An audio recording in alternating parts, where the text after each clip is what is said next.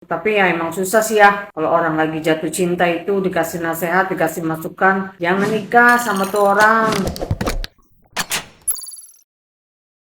Artis dan politikus Vena Melinda melaporkan suaminya, Ferry Irawan, ke polisi atas dugaan KDRT. KDRT terjadi 8 Januari kemarin di sebuah hotel di Kediri. Kepada polisi, Vena melaporkan KDRT dipicu cekcok antara Vena dan Ferry di hotel. Karena peristiwa terjadi di kamar, tidak ada CCTV yang dapat dijadikan bukti. Tapi ada saksi dari pihak hotel yang melihat Vena keluar dari kamar dengan hidung berdarah. Berdasarkan hasil visum, hidung Vena berdarah bukan karena dibenturkan, tapi karena hidung Vena ditekan dengan kepala Ferry hingga berdarah. Vena saat ini berada di rumah sakit dan tengah dirawat. Pada polisi, Vena juga mengaku kalau perlakuan kasar dari suaminya bukan kali ini aja. Dia sering dapat ancaman kekerasan fisik. Pada 2010, Ferry juga pernah dilaporkan oleh istrinya saat itu yang bernama Novi. Novi mendapat perlakuan KDRT dari Ferry. Bagi kalian yang punya pasangan sampai melakukan KDRT, laporkan ke polisi ya. Kita harus sayangi diri kita sendiri. Aduh, gimana ya, ini baru aja kemarin kan kita kayak udah netizen ya, udah tenang, udah reda karena kasus KDRT dari RB dan juga L gitu ya, si Mbak L ini udah tenang gitu ya, udah adem ayem gitu kisruh rumah tangganya. Tapi ini sekarang lagi rame lagi nih ya, kisruh rumah tangganya Mbak FM ya, ini sama Mas FI begitu ya.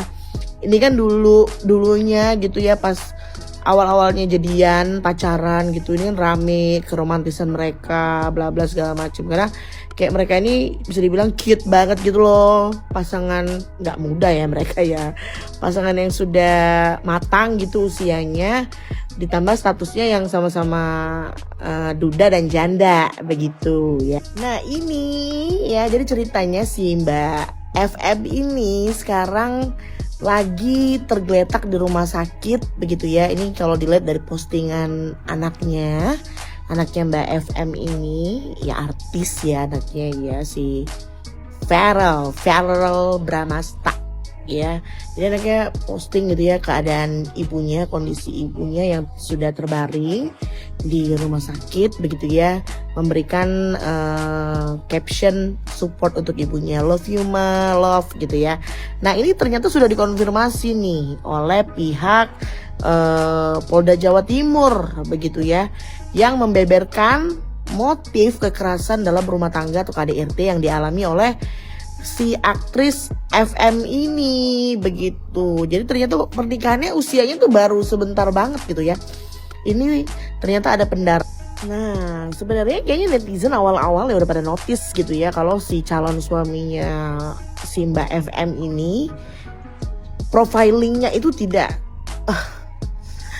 baik-baik saja begitu. Sudah sering sekali bermasalah dengan para pere-pere begitu. Ya bisa di googling lah ya, udah pada pinter semuanya, dicari gitu track record si suaminya ini yang juga seorang aktor ya, aktor senior ya, main-main sinetron gitu. Ini nggak nyangka banget sih, sumpah speechless abis gitu. Ini sampai kalau sampai terjadi yang namanya KDRT ya gitu, aduh, ini bikin trauma gak sih kita yang belum nikah gitu, kayak mau nikah think twice gitu ya, mikir lagi ntar gue nikah ada digebukin lagi gitu. Kenapa sih harus begitu? Kalau udah nggak suka kenapa? Jujurly aku sampai sekarang tuh nggak ngerti gitu ya, nggak ngerti gitu dengan konsep orang-orang berumah tangga atau orang-orang yang kenapa sih gitu harus mukul gitu, kenapa, why?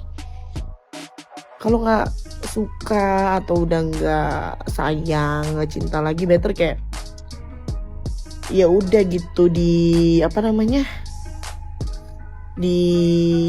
ditinggalin aja gitu. Bisa gak sih kayak diomongin baik-baik gitu, ya udah kayak udah aku udah nggak suka nih sama kamu, kita bisa apa gimana gitu, kenapa sih harus digebukin? Hello, manusia loh ini, kan samsak loh.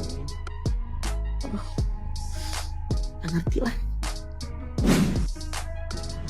Ada berita panas nih tentang artis Vena Melinda yang juga sekaligus anggota DPR yang mengalami KDRT oleh suaminya Ferry Irawan, yang seperti sudah netizen duga, banyak orang duga sebelumnya ketika mereka masih pacaran. Aduh, tapi ya emang susah sih ya. Kalau orang lagi jatuh cinta itu dikasih nasihat, dikasih masukan, jangan nikah sama tuh orang. Karena track recordnya kan udah ketahuan tuh sama bininya yang dulu KDRT. Udah gitu juga nganggur alias numpang hidup sama bininya. Si Vena Melinda nekat juga masih nikahin tuh si Ferry Irawan. Apa sih yang dicari dari si Ferry Irawan, yang dilihat dari Ferry Irawan? Cowok kayak gitu doang, udah gitu sering KDRT, masih juga dinikahin. Mending juga hidup sendiri, fokus urus anaknya. Atau kalau mau nikah lagi, carilah cowok yang bener, yang lebih dewasa, yang gak ada track record KDRT, DLL terhadap mantan istrinya yang dulu. Benar kan sekarang apa kata netizen, kejadian. Hal yang gue takutkan terjadi, masyarakat menganggap enteng korban dari KDRT. Jadi yang terbaru, ada artis yang melaporkan suaminya karena KDRT, tapi fokusnya netizen itu tuh bukan ke suaminya yang melakukan KDRT yang dimana itu udah pasti salah, tapi ke ceweknya yang bucin. Selain komentarin tentang bucinnya, netizen juga banyak yang nulis kayak jangan dicabut ya laporannya, atau kalau enggak kayak paling nanti dicabut juga tuh laporannya seminggu kemudian, dan lain-lain. Dari kasusnya si L, gue tuh udah tahu ini bakal terjadi, ini bakal jadi bulan-bulanan dan efek domino untuk kedepannya. Gue sih di sini cuma berharap kalau misalnya kasus yang kedua ini nggak ada pencabutan laporan, karena menurut gue ya kalau misalnya siklus ini terus terjadi, korban dari KDRT yang emang bener-bener butuh bantuan itu tuh bakal dianggap remeh sama netizen. Karena ujung-ujungnya orang bakal berpikiran kalau misalnya korban KDRT tuh emang bener-bener orang yang kayak ya udah ntar juga cabut laporan, atau kayak ya udah ntar balik sama suaminya gitu. Yang terakhir gue cuma pengen bilang kalau misalnya semoga ini masalahnya cepat selesai dan juga pelapor bisa mendapatkan keadilannya. By the way, gimana pendapat kalian terhadap domino efek ini? Tulis di kolom komentar ya. Ini surprise banget ya. Mereka kan nikah ada sekitar baru 9 bulan ya. Sebelumnya banyak yang berpikiran negatif ya, bahwa nggak punya pekerjaan lah, pengangguran lah, malas lah dan sebagainya ya, nggak cocok lah. Tapi mungkin si Venanya sendiri mengakui bahwa dirinya bucin dan mengatakan kepada media bahwa dia bersama suaminya itu di dalam pernikahan yang kedua ini adalah pelajaran atas kegagalan yang pertama, bahwa dia akan selalu melibatkan Allah. Makanya dia memakai hijab, bahwa dia ingin nazar, dia ingin memiliki suami dan selalu melibatkan Allah dalam setiap apapun.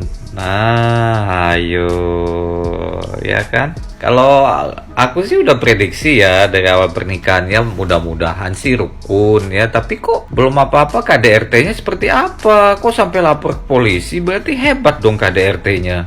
Parah dong.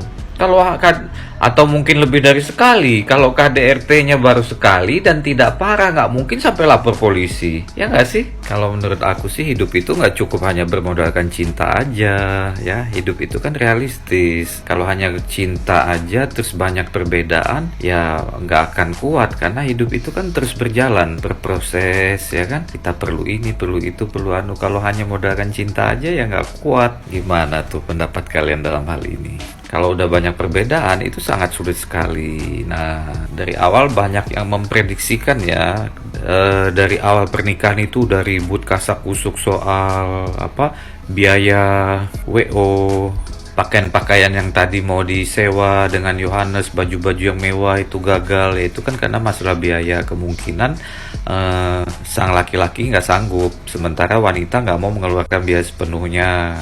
Ya, jadi begitulah. Apa tanggapan kalian dalam hal ini? Tulis jawaban kalian di kolom komen ya.